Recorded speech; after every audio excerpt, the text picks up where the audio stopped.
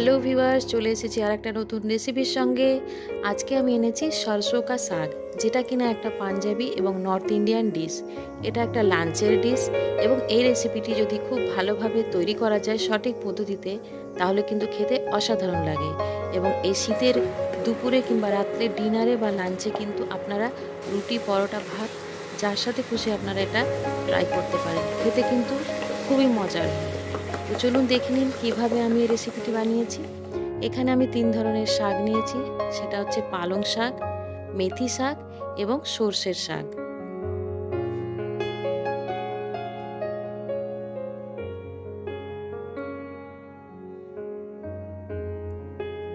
Next এবারে আমরা শাকগুলো খুব ভালো করে কেটে নেব এবং যেগুলো বাজে পাতা বা বাজে ধরনের থাকে সেগুলো কিন্তু আমরা বাদ দিয়ে দেবো আগে।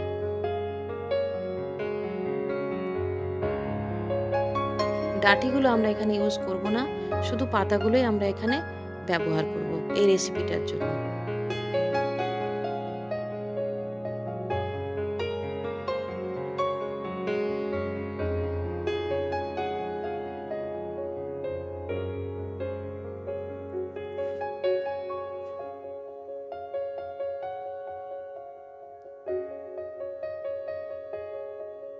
একঘেয়ে যদি শাক খেয়ে খেয়ে বোর হয়ে যাও, তাহলে কিন্তু এইভাবে সরষের শাক কিন্তু বানিয়ে ট্রাই করতে পারো বাড়িতে। আমার কিন্তু ভালোই লেগেছিল।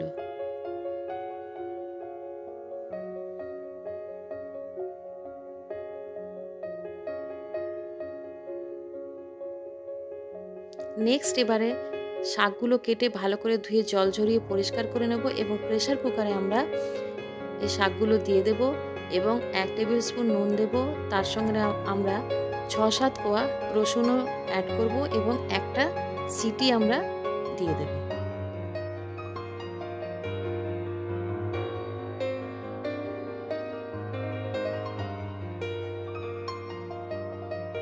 এখানে আমরা কিছু মশলার ব্যবহার করেছি, সেটা হচ্ছে আদা কুচি, রসুন কুচি, টমেটো কুচি এবং 2টো কাঁচা লঙ্কা, এবং তার একটা আমরা স্মুথ পেস্ট বানিয়ে নেব। দেখো বয়েল হয়ে গেছে শাকটা। এবারে আমরা জল ঝরিয়ে নেব এবং কড়াইয়ের মধ্যে স্ম্যাশ করব খুব ভালো করে। যদি স্ম্যাশ করার কোনো কিছু সরঞ্জাম না থাকে তাহলে কিন্তু এটা হালকা মিক্সিতে পেস্টও করে নিতে পারো। খুব ভালো করে স্ম্যাশ হয়ে গেছে। এবার আমরা কড়াইতে 5 থেকে 6 টেবিল স্পুন মতো আমরা সর্ষের তেল থাকলে ভালো হয়, আমি রিফাইন অয়েল দিয়েছিলাম। তার সঙ্গে একটু নুন দিয়ে দেবো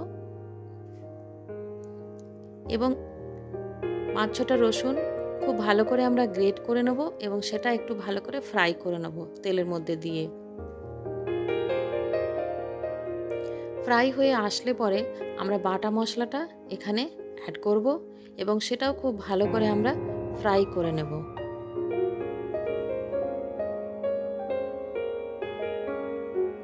এই সর্ষের শাক যদি খুব ভালোভাবে সঠিকভাবে বানানো হয়, খুব টেস্টি হয়।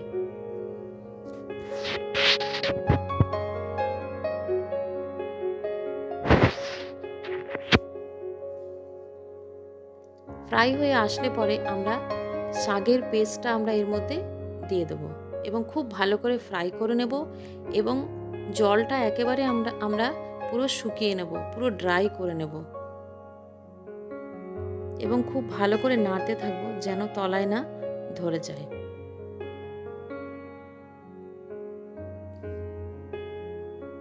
দেখো একদম ড্রাই ড্রাই মতো হয়ে গেছে।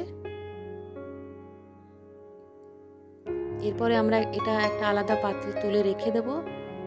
এখানে আমি লাস্টে আমরা একটা ফোড়ন ইউজ করব। সেখানে আমরা বাটার দেব এবং বাটারের সঙ্গে 2-3টে শুকনো লঙ্কা দেব এবং হাফ টেবিল স্পুন মতো আমরা এখানে হিং অ্যাড করব এবং ভালো করে ফ্রাই হয়ে আসলে পরে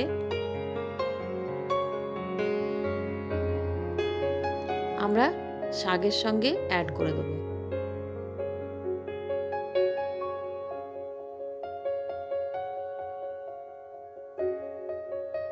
লাস্টের এই ফোড়নটা শাকের সঙ্গে অ্যাড করলে এত সুন্দর স্মেলটা আসে যে কি বলবো।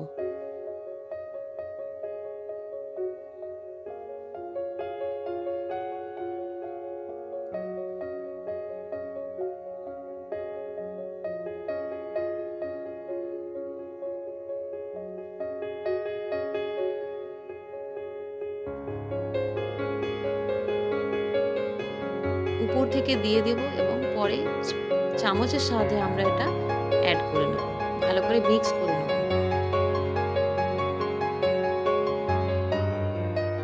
তো কেমন লাগলো আজকের এই সরষের শাকের রেসিপি? আশা করছি তোমাদের ভালো লেগেছে। তো অবশ্যই এই চ্যানেলটিকে সাবস্ক্রাইব করবে, আমাদের পাশে থাকবে চ্যানেলের, এবং নতুন নতুন রান্নার নোটিফিকেশনও তোমরা পেয়ে যাবে যদি নোটিফিকেশনটা অল করে দাও। তো আবারও দেখা হবে নতুন কোনো রেসিপির সাথে।